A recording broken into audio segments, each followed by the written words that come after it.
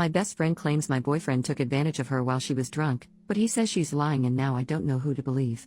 So I, 31F, have been best friends with Lily, 32F, since 2010. We were college roommates and then after we graduated we still lived together, up until I moved in with my boyfriend Nate, 34M, in 2019. One thing about Lily is that she's always had a drinking problem for as long as I've known her, and she's done stuff while drunk that has sometimes caused problems in our friendship. She tries to stay sober, but every few years something will happen to make her start drinking again, which is what happened earlier this summer. So last Saturday Lily called me because she was drunk somewhere and needed a ride home. I couldn't go pick her up because I had the flu and I was on cold medicine, so Nate went to get her instead. A couple of days after that I started noticing that Nate was being weird with his phone. Normally he leaves it out on the coffee table if we're watching TV or whatever, but he started putting it face down so I couldn't see what notifications he was getting. My first thought was that he was trying to plan a surprise, and because of the timing I thought that maybe Lily was helping him. Yesterday I saw Lily and I told her that Nate was being sneaky all of a sudden and asked her if he said anything about maybe proposing soon. She asked me if I looked through his phone and I said no. Lily started crying and told me that she and Nate hooked up in his car the night that he came to pick her up. Her excuse was that she was really drunk and didn't fully know what she was doing. She said she'd been texting him since, telling him that he needed to tell me what happened or else she was going to. I asked Lily to show me the texts, but they were all in Signal, which deletes messages after a day, so all I could see was that she and Nate had a chat thread but nothing that they said. I told her to text Nate in front of me so I could see what he said, and she did, but we got no read receipt and so no response at all, so it didn't prove anything. I asked Lily if she was sure she wasn't so drunk that she maybe imagined it or thought a dream was real, and she absolutely lost her cool on me and said that she knows that she's horrible when she drinks but that she's not freaking delusional and she doesn't make crap up. She said that I could believe her or not and it's my choice, but she was telling me the truth. I said I needed to go home and talk to Nate. So when I got home I confronted Nate with what Lily had said, and he acted shocked and denied that anything like that had happened at all and said he didn't know why she'd think so or say so. He said that he had just given Lily a ride home and the only thing that happened was that they talked about how he and I had been together for a long time and how we should get married already. He admitted they were talking on Signal the next couple of days, but he said that it was about exactly what I thought, that he was asking her about engagement rings and what kind of proposal I would want. Nate replied to Lily's message from before asking her if she made up a story about them hooking up to not ruin the surprise about his proposal, and she texted him back that there was no proposal and to stop playing dumb. So then Nate called her pretending like I wasn't in the room and told her that she needed to stop whatever she was trying to do because we were on the verge of breaking up and he'd rather just have the surprise be ruined, but Lily just kept telling Nate to stop lying until he got angry and hung up on her. I really didn't know what to think and I still don't. Right now Nate is really upset and not really talking to me much. He says that it's bad enough that Lily acted insane and ruined his plan to propose, but it's even worse that I believed her lies even a little and would think that he would ever cheat on me.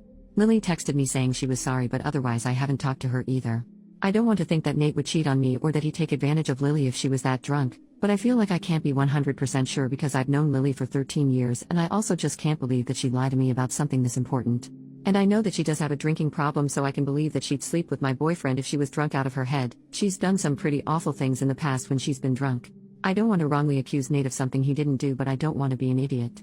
Edit. I'm not sure what I expected coming here, but I think what I initially wanted was just a sounding board for who sounded more believable. But someone gave me the tip that you actually can recover messages from Signal, so when I have a chance later tonight, I'm going to try to do that to see if I can get some actual proof of what happened. But so far I haven't talked to anyone else about this though. I really just don't want to spread around what did or didn't happen to the rest of my friends or family without actually knowing for sure. Relevant comments. What else has Lily done to you while drunk? OP, so in the past when she's been drunk, Lily's blacked out and started fights with me or other people. She'll say really out of line insulting things. She's kicked people out of our apartment because she didn't remember inviting them in. She's accused me of stealing clothes from her because I was wearing an outfit that looked like something that she also owned, that kind of thing. She's never hooked up with anyone that I was dating, but she's definitely hooked up with guys that she knew I was interested in.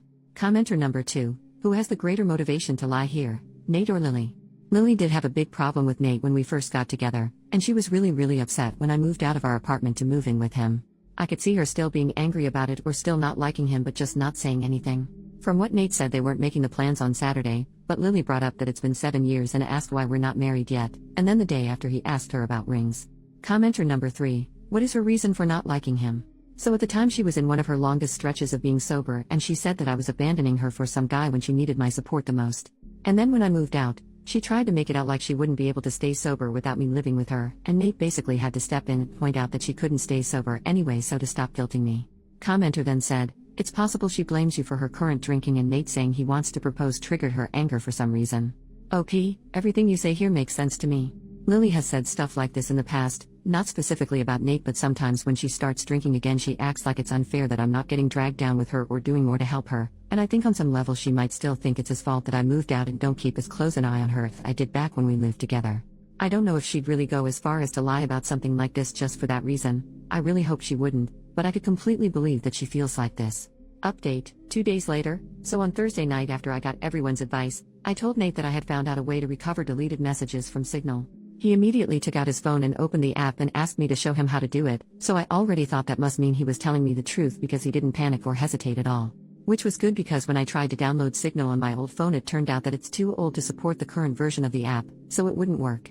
Nate then asked me if we were going to have to go out and buy a new phone for me to believe that he was telling me the truth, and he said that he was willing to do it if that's what it would take. I told Nate it wasn't that I didn't believe him, I just wanted to have some proof because I just couldn't understand why Lily would lie about it. Nate said that she would lie about it because she's a freaking crazy drunk bitch and there's literally no way for a non-crazy person to understand why she would do anything, and once the messages proved that he didn't ever want me talking to her again. Then he said to get up because if we were going to go to the Verizon store we had to get there before it closed. By then I completely believed Nate anyway, so I told him we didn't have to go anywhere or get a new phone and that I believed him, and I knew he didn't cheat on me and that he would never do that. Nate said that he would hope I know that and that he didn't understand why I didn't take his word for it in the first place.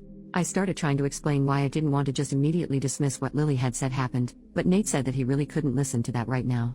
I said that was fair and agreed that I would cut Lily off, but that first I wanted to try to get her to admit that nothing happened. Nate said fine, but to call her with my phone on speaker because he thought he also deserved to hear her admit that she was lying. So I called Lily and I said the same thing to her that I said to Nate, that I figured out how to recover deleted messages on Signal. She asked me why I would need to do that, so that was when I knew for sure that she was definitely making it up and not just confused somehow. I said it was because I wanted to have proof of what she and Nate talked about. Lily asked me if I saw their messages, so I lied and said yes. After that Lily just went silent until finally I asked her if she was going to say anything. Then she asked me if that meant that we were engaged now. So then I really just lost it on her and screamed at her, asking her if she was serious and what the hell was wrong with her, and how could that possibly be all that she had to say. Lily started screaming back, telling me to calm down and about how obviously I never believed her anyway because it's not like we broke up over it. I was crying by that point and because of that I couldn't really say anything else, so then Nate told Lily to go screw herself and to never ever contact either one of us ever again and hung up on her. A minute later Lily sent me a completely unhinged text that I'm quoting here verbatim. "Courtney, you are supposed to be my friend for life. You are supposed to be there for me. You are supposed to be my person. But then you meet Nate and now you only care about Nate. Everything is about Nate. Tell me why Nate comes to pick me up when I call you? I called you, not your precious Nate. I only want you to see how messed up this is, but do you? No, of course you don't. Of course you choose Nate over me like you always do and like you always will. You pretend to care about me, but I can see you don't care. It is pathetic, Courtney. You are a pathetic woman who would choose a man over a friend. But since you can't say it yourself, I will. Since you have to have your sweet perfect little baby Nate do it for you, I will. Goodbye, Courtney. Is that what you want? Goodbye forever. I hope you freaking got what you freaking want." There were the 3 dots after that showing she was still typing more, but I blocked her before she sent it. I don't care about anything else that she has to say. I'm sure it's all just going to be more bull crap about why this is my fault or justifications about why what she did wasn't that bad and I should forgive her. I know Nate is probably right and there's no non-crazy logic behind why Lily would stoop to doing something like this, but obviously I've still been thinking about it and my best guess is that whoever said that Lily still blames me and Nate, apparently mostly Nate, for her being a drunk mess who can't get her life together is right. It seems like she somehow thought that if she said she hooked up with Nate, I'd break up with him but still want to be friends with her, and then everything would magically be fixed. As far as stuff with Nate, I asked him if he thought he could ever forgive me for doubting him and he said that since I came to my senses, and I cut Lily off, he guesses we can try to put it behind us. I don't think he's still going to propose anytime soon. After this I probably wouldn't if I was him. And from what Nate said, he didn't actually do any planning yet other than asking Lily about rings and if I think a public proposal was tacky or not. All he was doing so far was trying to get ideas without me knowing he was talking to her about it.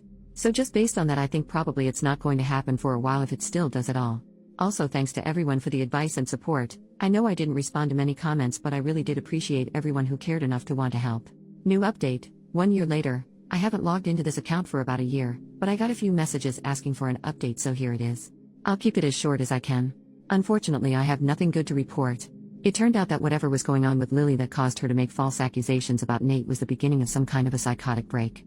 After I blocked her she made a whole bunch of fake accounts and started sending me completely unhinged crap about how I ruined her life and threatening to get revenge on me and Nate. This went on for literally months with her sending me dozens of messages a day. I found out from other friends that she was making multiple posts on Facebook every day that were semi-coherent rants about how much she hated me and how I was evil and ruined her life intentionally. I tried to talk to the police 2 different times to get a restraining order because I was afraid that Lily was going to show up at our apartment and attack me or Nate. I literally even got a front door camera because I was so scared that she was going to hurt us. The police said that because Lily wasn't threatening actual violence, she was just a nuisance and they couldn't do anything. They acted like I was an idiot because it isn't illegal to talk crap on Facebook, and they basically told me to just keep blocking her whenever she made a new account and eventually she'd get bored and move on. Then finally there was an incident where someone broke the windshield of Nate's car while he was parked at his work. I guess it could have just been a random act of vandalism because this wasn't the only car that got windows broken, but at the time I was 100% sure it was Lily, so I went to the police again. Eventually an officer went to talk to Lily, and she said she didn't touch Nate's car, and again I have no proof that she did. But after the police talked to her, Lily got put into a psych ward for a week because apparently her apartment was filthy and she was drunk out of her mind 24/7 and a danger to herself. I have not heard anything from Lily after she left the psych ward. I don't know if she was diagnosed with something or if she's medicated now or what. I found out that she moved in with her dad, who thank God lives in a different state. I look at her social media every so often to make sure she's not posting about me again and that she's nowhere around me. I haven't mentioned Nate much in this update, and that's because we're no longer together.